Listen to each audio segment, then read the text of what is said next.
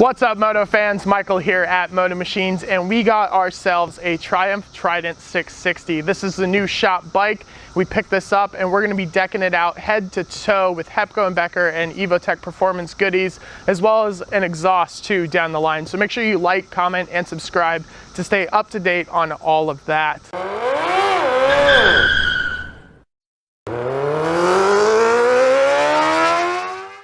Today we're going to be installing the Evotech Performance Radiator Guard for this thing. Now, radiator guards are the very first modification I make to any bike. Doesn't matter what it is. It's the first thing I put on there. They really should come from the factory with these radiator guards on there, but that's a different topic for a different day. This Evotech stuff is high quality kit and comes with everything needed for installation. With all that being said, let's get this underway.